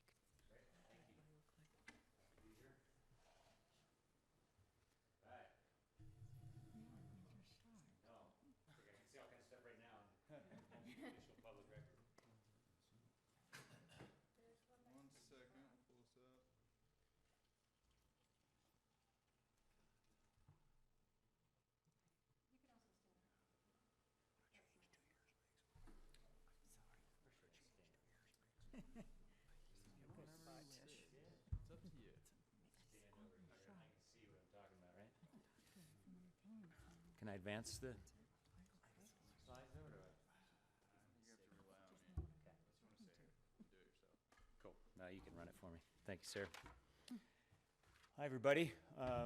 Good to be here. Thanks for having me. I actually don't think I've been in front of this group since it was like at the Viceroy, and Dwayne Romero was there, and I can't remember who else. So anyway, glad to be here and good to catch up. I am going to talk about summer, but I thought I would just go over the Limelight a little more and talk a bit about it, sort of from our perspective as the operator. I think as Andy already ran by you, there's a picture of the building. Yeah, it is 5 stories. It's about 100 rooms, and I believe 14 condominiums, right, Clint? I'm not sure. 11, sorry. I always, building 4 has 3 more, so 11 in the Limelight building. Our hope and our vision here is that this Limelight is really going to be sort of the living room of the community and the place where the whole community feels welcome coming in, using as a gathering place or a place to go back to. A gathering place in the morning, check things out, make your plans, have it be your meeting place, make your plans for going up on the hill or go out and adventure out in the valley, and then to come back to in the evening and enjoy some live music, maybe a pizza, and again, reminisce over the experiences you had out there. This is our 3rd Limelight, but this will be uniquely Snowmass. I think it's obvious just looking at this facade. The main thing that's unique here is that center tower is actually a climbing wall. Built right into the entry to the building and meant to relate to all the activities that's going to be happening on the plaza, meant to be a great sort of place for adults and kids to play while others are inside relaxing or enjoying the mountain or whatever is going on. As you go inside the building, a big focus of the Limelight sort of brand is the common areas, and really to create a sense of place as you walk in, a place where you not only feel like you've walked into a lobby where you can check in, but a place where you want to hang out and spend time. One of the things we've learned, especially up in Ketchum, is having a little more scale and a little more room really serves us well in this space. And really having a place where it happened sort of organically in Aspen, where we put in a shelf with some games, some kids' games, and all of a sudden, we had kids all over that place, getting the games out and playing, some of these old-fashioned, kind of old-school, made-out-of-wood games as opposed to the computer game. And so that's the idea here as well. We actually went back to the town and said, we think we want to expand this and have a little bit of a kids' play space. So we've added that specifically into this common area here. Overall, we're just hoping to create a great vibe here and a place that you want to keep coming back to. So really excited about this. We've been talking about Limelight and Snowmass for a long, long time, and so really happy that it's under construction. It's going to be open about 15 months from now. So here we go. Any other questions on that before I jump to summer activities? Yeah. Are you going to have any food available at the bar kind of thing that you have? Yeah, the program is breakfast, and breakfast is included if you're staying at the hotel. I made a joke at the upload. I don't know if you ended up there, but it's not meant for freeloaders. No, you can come in as members of the community and get breakfast. We'll ask you to pay. I don't know what it is, but it's pretty reasonable. And then we don't do lunch there. I figure there's enough going on for lunch offerings in the community, but we'll do après and dinner. And we think it'll be similar to the Aspen menu, or the main common piece will be that pizza. We'll have that same pizza oven, and then we'll have probably more specialties here. We'll actually have a better kitchen here as well, which we're excited about. So breakfast and dinner, no lunch. Anything else? Good. Okay, I lied a little bit before I get on to summer. Did want to transition a little bit. How many were you at many of you at the upload? A couple of you. All right, and apologies. I'll be brief, but maybe a little repetitive here.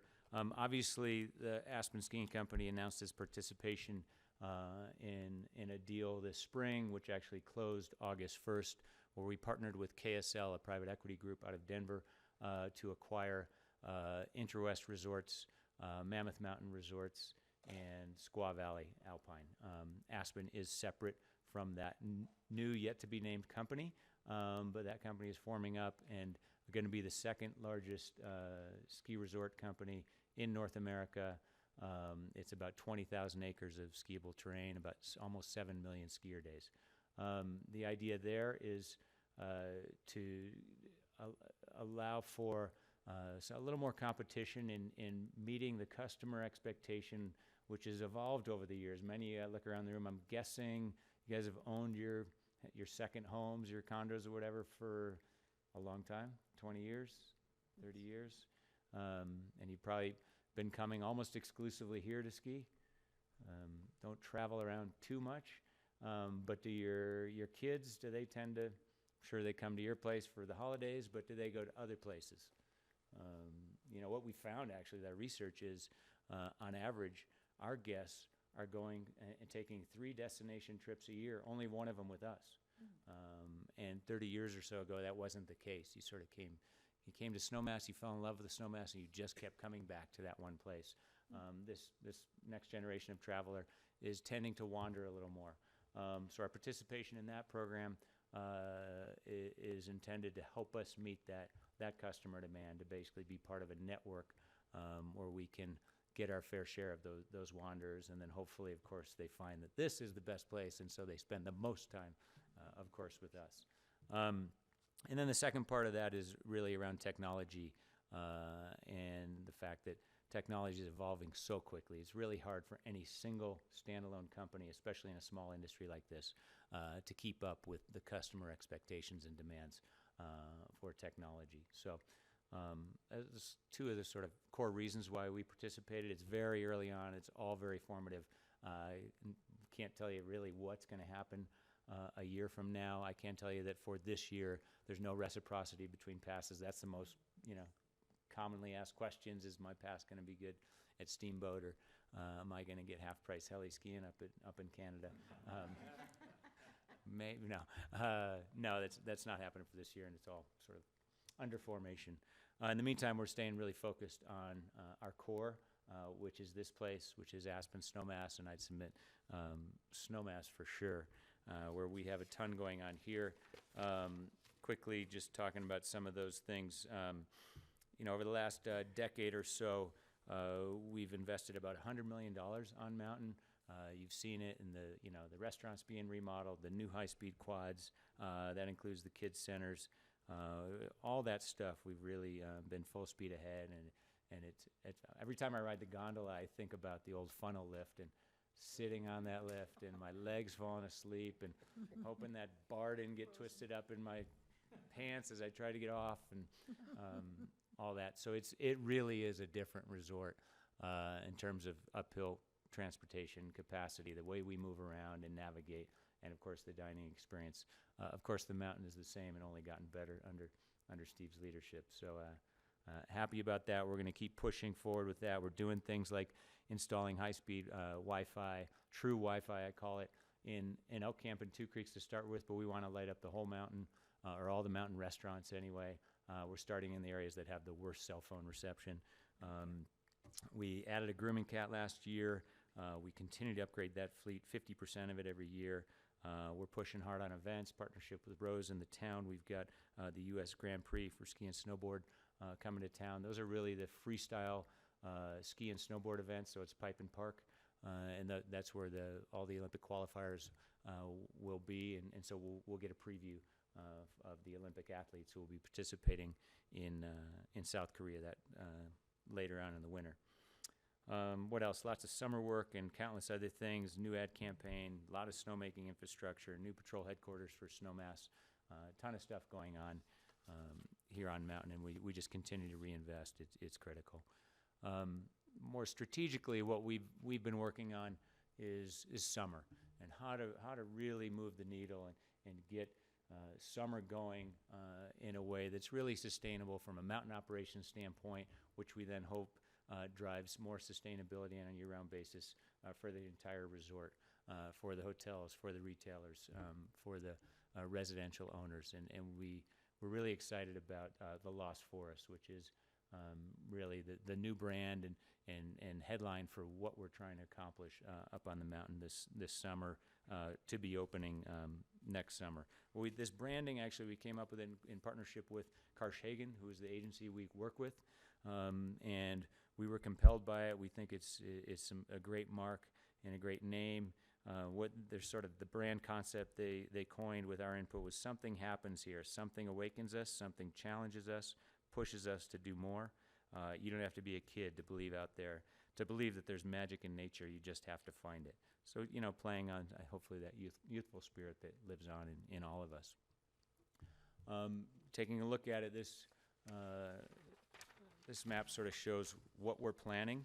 The mountain coaster, which is there right above the Elk Camp logo, which is the Elk Camp restaurant. You can see it's the Breathtaker Alpine Coaster. You see that under construction now on the mountain if you've been up. It's going to be about 5,600 feet long. 3,300 feet of that will be going downhill. 400 vertical feet drop, about a 7 to 9 minute ride. You're in the forest the whole time. It's not this big exposed experience as you see in other places. We think that's going to be unique.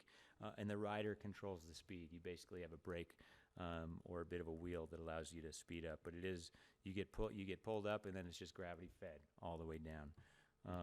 And the plan is to operate it summer and winter, and we'll have evening hours as well. So that's going to be an important new attraction for all guests and great experience, I think. Up next is the Tree Line Trial, which is in the upper right. And thank you. Oh, that's good handiwork. And that's a ropes challenge course. And you got tree-anchored platforms and course elements, multiple height levels, and multiple levels of difficulty. It's self-paced. And I don't know if anybody's been on one of these challenge courses. They're a ton of fun. They're physically challenging, but you're roped in, so you're safe, but you're scaring yourself a little bit. And there's different levels of challenge. And again, something great for kids to do. You can do it with your kids or just sit outside and have a beer and watch them. So we think it's perfect. The Canopy Tour is, we call it Canopy Run. It's over there on the lower right. And it actually starts at the top of the Elk Camp gondola and winds its way down. There's going to be 6 to 10 people per group, and there's actually 8 zip lines, 2 sky bridges. Has anybody done these canopy tours in Costa Rica or anywhere where this is actually going to go tree to tree? These aren't manufactured towers and platforms, so it is going to be more like that Costa Rica experience. It's good for just about all ages. It will be guided, right? So you'll have a guide at the beginning and end. They show you how to clip in, and then you go really from tree to tree, and then there's a couple places where you have to go through like a challenge course feature, again, all roped in and safe, where you go to the next platform where you take off from. So really fun thing to do, cool, and all of this stuff is really in and of sort of the mountain and the mountain experience, and we'll be educating and reinforcing that in all our touch points along the way. Climbing wall we call the Rugged Ascent. That's in the former Cafe Suzanne site over there on the far left of the screen. That construction is delayed. We got enough going on up there right now, but the hope is to start on that for next spring. And that'll be a permanent structure. It's going to mimic a natural rock wall. It won't be one of those just clearly artificial things. It'll blend in well, and it'll be 40 to 60 feet tall, so more of a serious climb with multiple routes up there. So stay tuned for that one. We've got some multi-purpose activity areas around Rayburn's Pond there on the far right. These are basically decks and areas where you can have naturalist talks and hang out. And the one I'm most looking forward to is at the top of Elk Camp. You have that amazing view out into the back of the Maroon Bells, and to just have a little bit of improved area where you can hang out and enjoy, take pictures. We'll have some great signage and stuff up there. So a few of these gathering points will be, again, I think just enhance the overall experience. And then finally, a lot of mountain biking and hiking trails. We're going to have 15 miles of new gravity trails, or 15 miles, 13 new gravity trails, and then 2.4 miles of new and rerouted hiking trails, which I'll talk more about next. On the biking side, we just completed Verde. I actually rode it on Sunday, and it's like sheer bliss after it was groomed perfectly. It's amazing. Now we got to groom the older parts, right, Steve? No, it's really riding well. It's fun. It's nice to have that beginner route down. I got to tell you, it's plenty interesting for, I think, all levels. And then Trail 16, as we're calling it, which goes down Grey Wolf, is going to open to the public on Friday, right? Friday or Saturday, depending on the weather. Yep, so this weekend. That's the one that goes down Grey Wolf, so that one is steep, and I won't be on that one. That was open to the racers. We got rave reviews from the enduro racers last, I guess that was almost 2 weekends ago now. So it debuted to rave reviews. That higher end biker is looking for that more of a challenge there than Valhalla, and that's what we're delivering there. And then Trail 14 is almost 5 miles of flow trail, and that's the one you see under construction that's going to go from the top of Elk Camp and work its way all the way across under the wall and then come back around. So looking forward to that one. That'll be, I think, a super accessible and really cool experience. Let's see, by the end of summer, our goal, we'll have 7 miles of bike trails completed out of the 14 that have been approved in our plan, and then we'll do the remainder the following summer. So really trying to get to a level on the biking where we're sort of at critical mass. We almost think of it like skiing, we almost sort of had half a pod of skiing open these last few years, and so we're going to get to a full pod and really get on the map for mountain biking, see if we can't get a critical mass, like I said, of activities and visitation and year-round vibrancy here by really having a strong bike program. So that's the vision. And then second, we've got a little construction on the hiking trails. Vista is not going to be changed. We talked about doing that. We proposed doing that in the original plan, but there were some comments submitted to the Forest Service. The idea was to move Vista so that there weren't really any crossings with the bike trails, but based on the comments, it sounded like the push was to leave it exactly the way it is. So we did that per the Forest Service process. And then we're adding a section to Spruce Spur. I'm sure Steve can talk to that in more detail. But is that under construction now, Steve? No, it's not. We'll be laying that out next. It's been laid out. We'll probably start construction on that after we do this new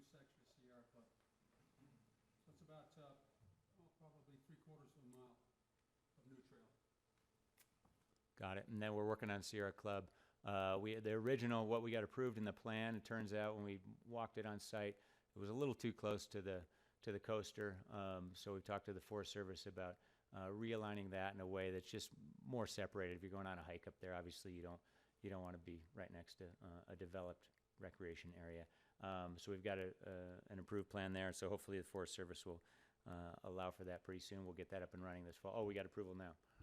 So you're working on that, and you'll be able to use that as a loop with Rabbit Run as we have now, or go all the way up to Top Elk Camp and ride the chair down, which is much easier on the knees, of course.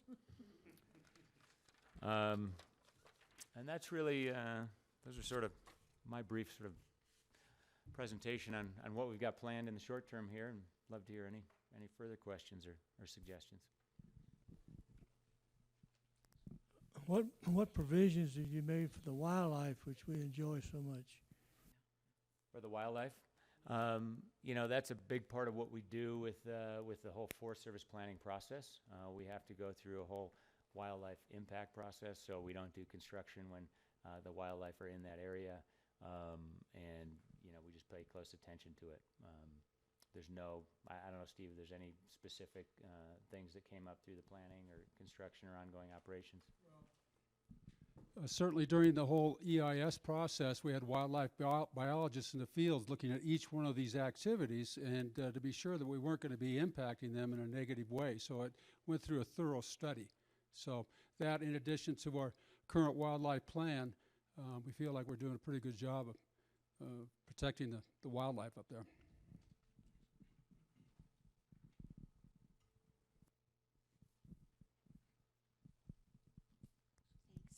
You mentioned that the big climbing wall up there you're going to put off for a little bit. Will that be open next summer? Don't know yet. We don't know. We're getting through this, and we do our planning for next summer, sort of final decisions towards the end of this calendar year. So we'll see. So if it's not going to be, would that climbing tower that's been up there over the past summers, would that remain until the big wall is up? Yes. Okay. Any other questions?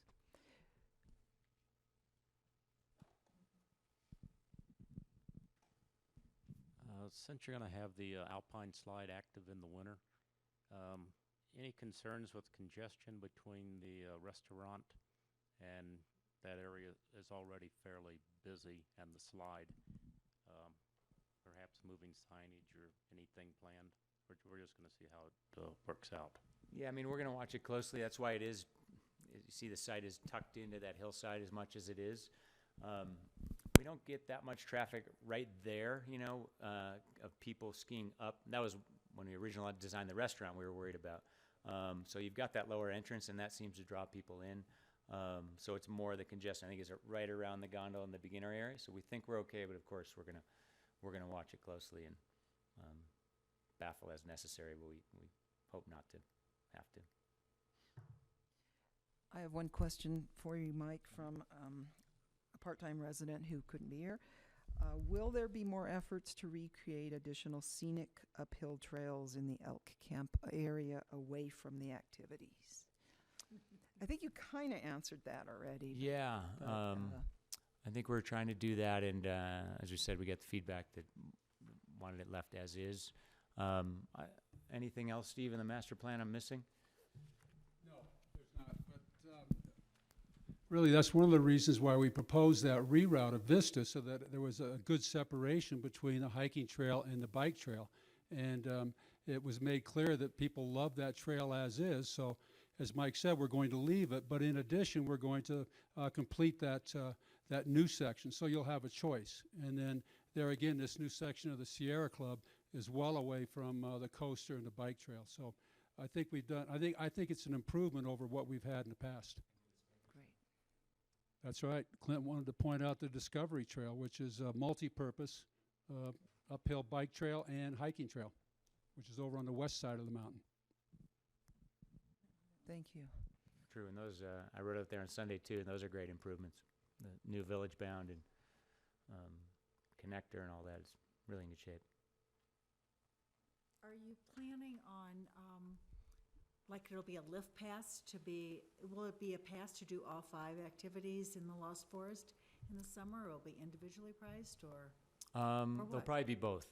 They'll probably be both. We're working through that now.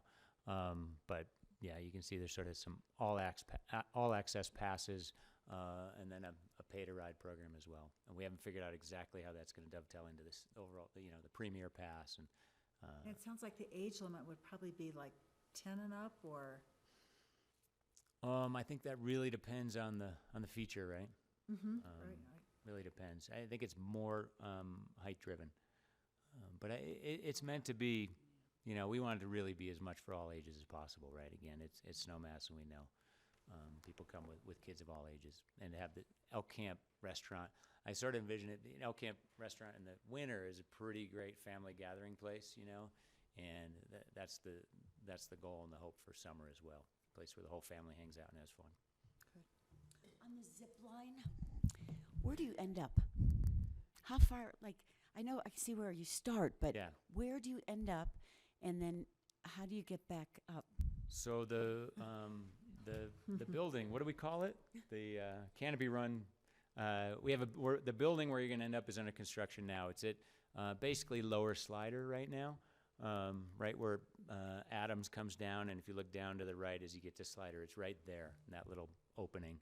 So just above the bottom Alpine Springs lift, and then we'll take people in a vehicle back up. Right, Steve? Okay. Well, we have run out of time, but thank you so much, Mike, for your updates. That was very informative and helpful, and I really appreciate it, and I know the part-time residents do. Thank you, everyone. Thank you.